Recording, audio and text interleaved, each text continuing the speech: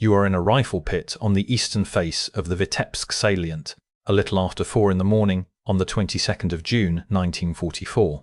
Behind you, the ground rises toward the Dvina river and the rooftops of a city your army has held for almost 3 years. In front of you, the ground is flat and open, and it has been quiet for 4 months. Then the eastern horizon lights up and stays lit, and the noise arrives a few seconds later as one continuous sound rather than separate shells, and the man next to you stops talking because there is no longer any point. 6 days later, the corps you belong to no longer exists on any German map. Its commander is a prisoner. So is one of his division commanders. 2 more of his division commanders are gone entirely, and by the end of July, the German army's own records will list the whereabouts of the 53rd Army Corps as unknown. The men holding the salient were still sitting in it when the ring closed, and the reason they were still sitting in it was written down in an order 5 weeks earlier. Vitebsk is an old river town in northern Belarusia, sitting on the western Dvina, where the road and rail lines from Smolensk cross toward the Baltic. The German army took it on the 11th of July 1941, in the 3rd week of the invasion, and held it for 35 months. By the summer of 1944, the front line around it had stopped being a line and had become a bulge, pushing east into Soviet-held ground, with Soviet forces on 3 sides of it. That bulge sat at the seam between 2 German army groups. To the north was Army Group North in the Baltic. To the south was Army Group Center holding Belarusia. Vitebsk was the hinge. The formation that held it was the Third Panzer Army, under Colonel General Georg Hans Reinhardt, and the corps that held the city itself was the 53rd Army Corps, under General of Infantry Friedrich Gollwitzer. The reason the German High Command believed Vitebsk could be held is not a mystery, and it is not stupidity. It is arithmetic from the previous winter. The Red Army had already tried to take Vitebsk twice, and both times it had failed. The first attempt began on the 13th of December 1943 and ran to the 17th of January 1944. In German records it is called the First Winter Battle of Vitebsk. Ivan Bagramyan's First Baltic Front attacked east of the city with 4 field armies, 33 rifle divisions and 17 armoured formations, while another 2 field armies with 23 rifle divisions and 11 armoured formations pushed in from the north and northwest, trying to close behind the salient. The Third Panzer Army's war diary logged the results at the end of it. Over 5 weeks, the army claimed 1,205 Soviet tanks disabled, of which 1,114 were counted as completely destroyed. The second attempt began 3 weeks later, on the 3rd of February 1944, and it was larger.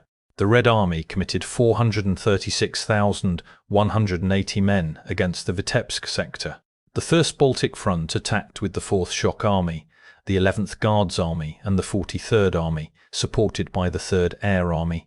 The Western Front joined with the 5th Army, the 33rd Army and the 39th Army, supported by the 1st Air Army. Rather than assault the city head-on, both fronts aimed at the flanks of the salient, trying again to cut it off at the base. The German war diary recorded the infantry ratio at 8-1 in Soviet favour across the sector, reaching 16-1 in some places. It also recorded that the attacking infantry came forward in dense formations against prepared defensive fire. A final Soviet push on the 16th of February was stopped, and the operation was closed out the following day. The official Soviet figure for that operation is 135,012 casualties, of which 27,639 were counted as irrecoverable, meaning dead or missing. The Third Panzer Army recorded 332 Soviet tanks destroyed and another 31 immobilized in that 15-day stretch. That is the record Berlin was reading. 2 full-scale offensives against Vitebsk, both stopped, both expensive for the attacker. It looked like proof that the salient held. The number that should have been read alongside it is the one from the German side of the same ledger. Going into the February battle, the Third Panzer Army's total infantry strength was 19,150 men. Coming out of it, the army counted 11,688 combat casualties, 2,128 dead, 1,071 missing, 8,489 wounded. An army with 19,000 riflemen took 11,000 combat casualties holding its ground. The defense worked. It worked by consuming roughly 60% of the infantry doing the defending in 15 days against an attack that was not the main effort. There was no replacement pool behind Vitebsk capable of putting that back. So the salient was not proof of strength. It was a position that had survived twice by spending men it could not replace, and the German command drew the opposite lesson from it. On the 8th of March 1944, that lesson was written into an order. Order number 11, issued over Hitler's signature, created a category of position called the fortified place. A fortified place was a town or a junction designated to be held to the last, whatever happened to the front around it. Each one had a named commandant who was personally answerable for it. Each one had a covering force and a set of divisions assigned to fill it. The stated purpose was to deny the enemy road and rail junctions, tie down his forces, and break the momentum of his advance. Because the German High Command expected the summer offensive of 1944 to fall somewhere other than Belorussia, fortified places were designated along the entire length of the Eastern Front. Army Group Center alone had 8 of them: Vitebsk, Orsha, Mogilev, Baranovichi, Minsk, Bobruisk, Slutsk and Vilnius. Vitebsk was one of the first named. Its commandant was Friedrich Gollwitzer, commanding the 53rd Army Corps. The order allotted him a covering force of 1 battalion and a filling force of 3 divisions. What the order did in practice was convert a corps into a garrison. It removed the one decision a corps commander normally has, which is when to leave.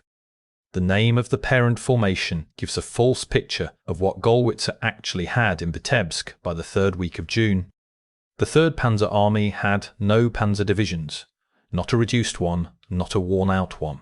It had passed off its last mobile corps in September 1943, and by the summer of 1944 it had been operating for well over a year as a panzer army in name only, an infantry command with an armoured title. The armour that Army Group Centre still had was held by the 4th and 9th Armies further south. Across the whole of Army Group Centre, on a front of 490 miles, the operational strength was 495 tanks and assault guns. That is the total for 3 armies. The only substantial mobile reserve in the entire army group was the 14th Infantry Division, which had been stripped of its motor transport. One figure that circulates about Vitebsk is 126 tanks and assault guns destroyed, and it is routinely attached to the wrong unit. That figure is not a 53rd Corps figure, and it is not a pocket figure. It is a total for the entire Vitebsk-Orsha offensive, covering every German formation engaged across the whole sector over the whole week, and the reference carrying it is unsourced. The 53rd Corps did not lose 126 armoured vehicles at Vitebsk, because the 53rd Corps did not have 126 armoured vehicles. Its armoured component was a handful of assault guns, and even those had been thinned out. The assault gun battalion raised inside one of its own divisions had already been detached, redesignated as Assault Gun Battalion 1006, and taken away as a core troop of the army. What the Corps did have was 4 divisions, and 2 of them were not army divisions at all. The 206th Infantry Division was a regular army formation, raised in East Prussia in August 1939, non-motorized, moving on foot and horse transport. It carried an ace of spades as its divisional sign. It had fought at Moscow and in the Rurchev fighting, and by 1944 it was down to 2 grenadier regiments after a third was dissolved and its men distributed to the other 2. It was commanded by Lieutenant General Alphonse Hitter, who had led it for most of 2 years, and who had been awarded the Oak Leaves to his Knight's Cross in the first week of June 1944, a fortnight before the offensive opened. The 246th Infantry Division was also an army formation. It was raised at Trier in August 1941, and spent its first months on garrison duty in southwestern France, where it was short of anti-tank guns and running on captured French vehicles. It came east in early 1942, and it knew the ground, because it had been operating in the Vitebsk sector ever since. It was commanded by Major General Klaus Müller, who had taken over in April 1944. The other 2 divisions were the 4th and 6th Field Divisions, and the letter after their numbers stood for Luftwaffe. These were the Luftwaffe field divisions. They were authorized in October 1942, when it became clear that the army needed infantry and the Air Force had surplus personnel it was not using. Rather than transfer those men into army units, Hermann Göring insisted on raising his own ground divisions under his own officers. Both of these were formed at the Grossborn training area, from surplus Air Force ground crew and men pulled out of flight training. They were not built like army divisions. On formation, they had 4 independently led light infantry battalions and no regimental headquarters at all. They were brigade-sized rather than division-sized, and they were particularly weak in artillery. Göring's own order restricted them to defensive duties in quiet sectors. They wore Air Force field blue uniforms rather than Army field grey, which made them easy to identify from the other side of no man's land. Their combat reputation was poor, and the reason was not the quality of the recruits, who were good. The reason was that they were airmen being asked to do infantry work they had never been trained for. In November 1943, after a year of this, the surviving field divisions were handed over to the army, reorganized as standard infantry and given army officers. The 4th Field Division's battalions became the 49th, 50th and 51st Light Infantry Regiments. The 6th became the 52nd, 53rd and 54th. Both divisions were topped up with the survivors of other Luftwaffe field divisions that had already been broken. The 2nd Field Division had been ground down in the Vitebsk area and disbanded, and its remnants went into the 4th and 6th. The 3rd Field Division took heavy losses around Vitebsk between November 1943 and January 1944 and was disbanded, and its remnants also went into the 4th and 6th. So half the 53rd Corps at Vitebsk consisted of Air Force ground personnel organised as infantry, filled out with the survivors of 2 earlier Air Force divisions that had already been consumed on the same ground. The 4th Field Division was commanded by Lieutenant General Robert Pistorius. The 6th was commanded by Lieutenant General Rudolf Peschel. The 6th Field Division's gun park by January 1944 is a fair picture of what the Corps was actually firing with. Its artillery regiment ran to 4 battalions and 48 guns in total, 36 light and 12 heavy. 3 battalions had light field howitzers. The 4th had 3 batteries of French-made heavy guns, taken in 1940 and still in service 4 years later, and a single battery of German heavy howitzers. Its anti-tank battalion had 2 batteries of the older short anti-tank gun and 1 battery of the heavier towed piece that could actually deal with a T-34. Its reconnaissance element had been improvised in March 1944 out of leftovers from 3 different Luftwaffe field divisions, and it had been assembled in the immediate area of Vitebsk. That was the garrison of the fortified place. 2 understrength Army infantry divisions and 2 rebuilt Air Force divisions, no armour to speak of, holding a bulge with Soviet forces on 3 sides, forbidden by order to leave. The offensive that hit them was not the one the German High Command had planned against. For Operation Bagration, the Soviet High Command committed approximately 1,670,300 personnel, 32,718 guns and mortars, 5,018 tanks and assault guns, and 7,799 aircraft. Army Group Centre's combat strength was 486,000 men. At Vitebsk specifically, the attack came from 2 fronts working to a single plan. Bagramin's 1st Baltic Front came in from the north and northwest, with the 4th Shock Army, the 6th Guards Army and the 43rd Army. Ivan Chernyakhovsky's 3rd Belarusian Front came in from the east and south with the 11th Guards Army, the 5th Army, the 39th Army and the 31st Army, with Pavel Rotmistrov's 5th Guards Tank Army held back as the exploitation force. Marshal Alexander Vasilevsky was appointed to coordinate both fronts. The plan was not to storm the city, it was to break through north and south of it and let the salient close behind itself. The German command did not see the shape of it in time, and the gap in what it did see sat directly over Vitebsk. Shortly before the offensive opened, the army commands had picked up Soviet concentrations near the front, and had correctly identified most of the places where the main blows would land. There was one exception. The 6th Guards Army, forming up against the northern shoulder of the Vitebsk salient, was not detected at all. Neither were the Soviet strategic reserves. On the 19th of June, Army Group Center noted that Soviet air strength opposite it had grown to 4,500 aircraft out of 11,000 across the whole front, and said in writing that this cast doubt on the High Command's reading of where the offensive would fall. The Army High Command saw no grounds for the doubt.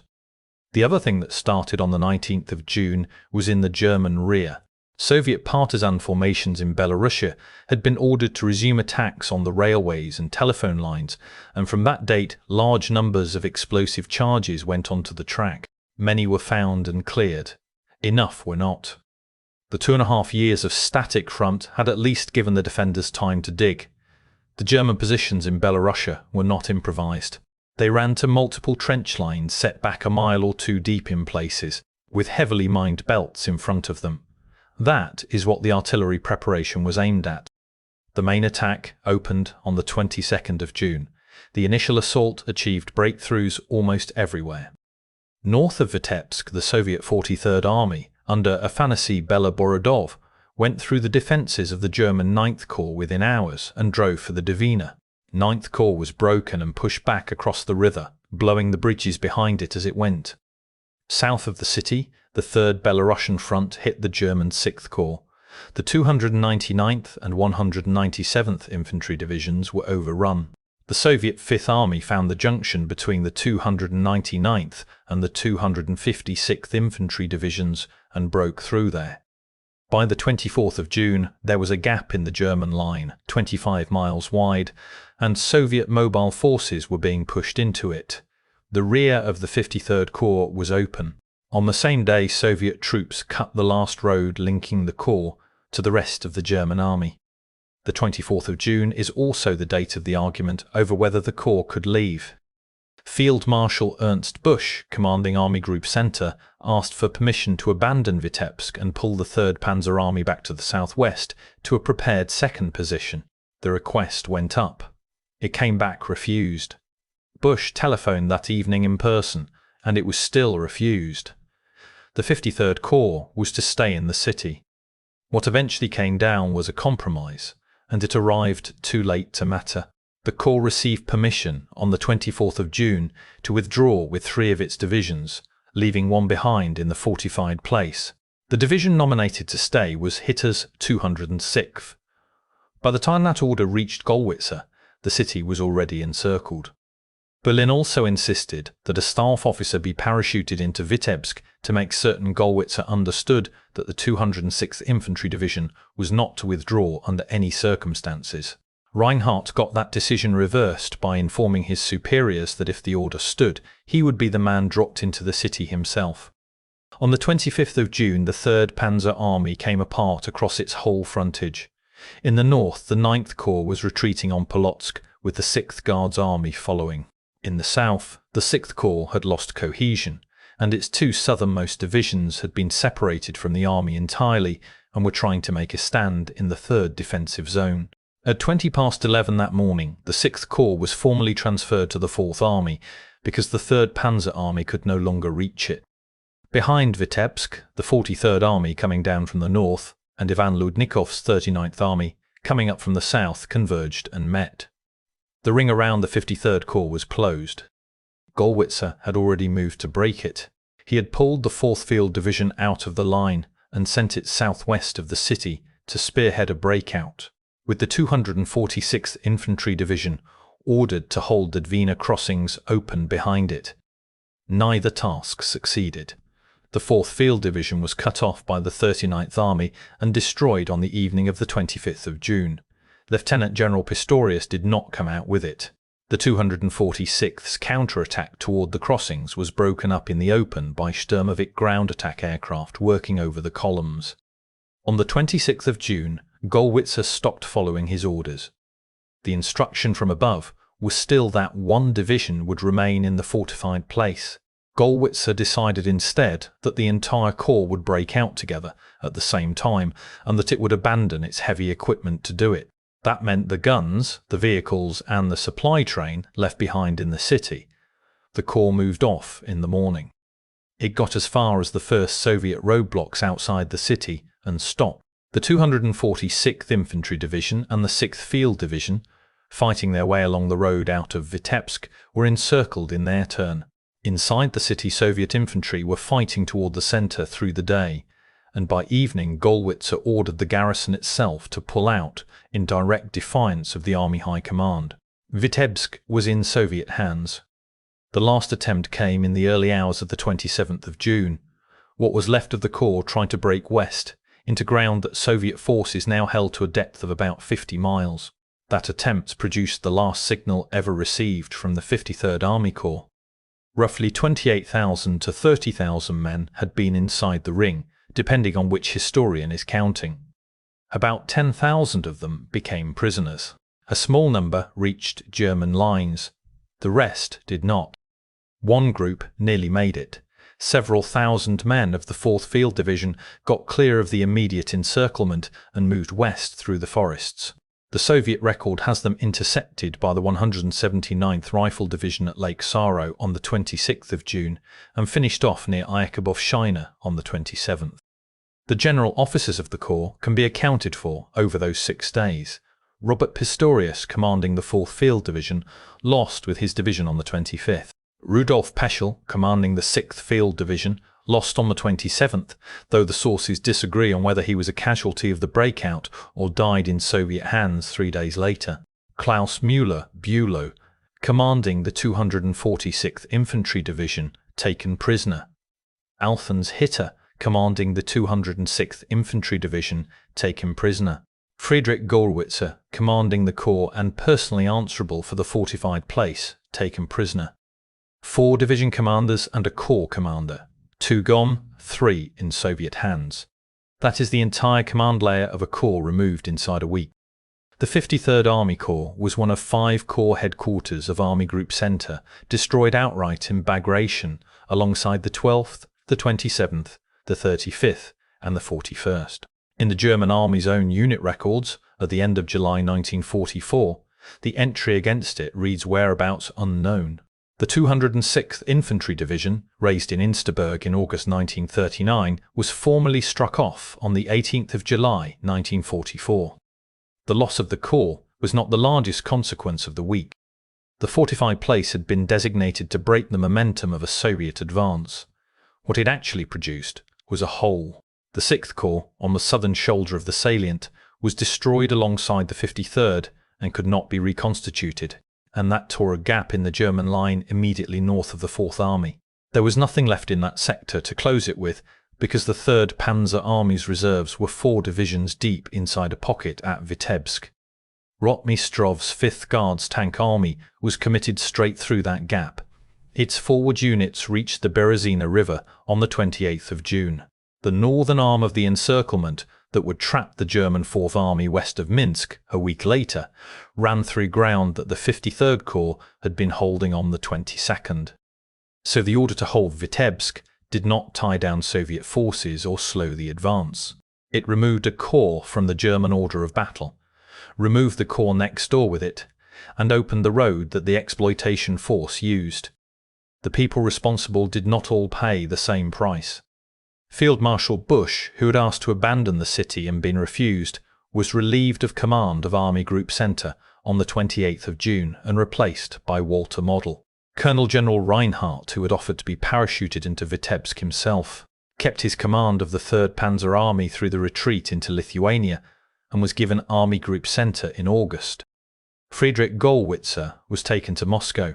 On the 17th of July 1944, he walked at the head of the column of captured German generals through the centre of the city in uniform, with his decorations on. He was later convicted as a war criminal in the Soviet Union and was not released until October 1955, 11 years after Vitebsk.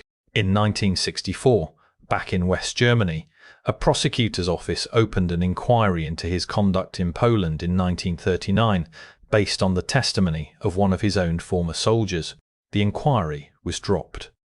Alfons Hitter, who had been ordered to hold the city to the last man and had been photographed under interrogation by Vasilevsky and Chernyakhovsky within hours of his capture, joined the National Committee for a Free Germany in Soviet captivity. He was released in 1955 and died in West Germany in 1968. A new 53rd Army Corps was raised on the 11th of November 1944 in the Danzig military district, using the staff of a rear area headquarters and filled out with troops taken from another corps. It fought in the west. Its last commander was Fritz Bayerlein. At 9 in the evening on the 15th of April 1945, it sent an envoy to the American 7th Armored Division offering to surrender. The surrender was accepted at 2 in the morning and took effect at 3. American officers reached the Corps headquarters at 7 and had its senior officers back at their own divisional headquarters by 11. The town of Iserlohn was included in the same act. That corps carried the same number. It had nothing else in common with the one that had been ordered to stand at Vitebsk. The Vitebsk salient held for 35 months because it was defended by men who were allowed to fight the way infantry fights, giving ground and taking it back. It was lost in 3 days once they were told they could not move at all. The Red Army did not need to take the city by assault and never tried to. It went around the shoulders, met behind the city, and let the order that pinned the garrison in place do the rest of the work.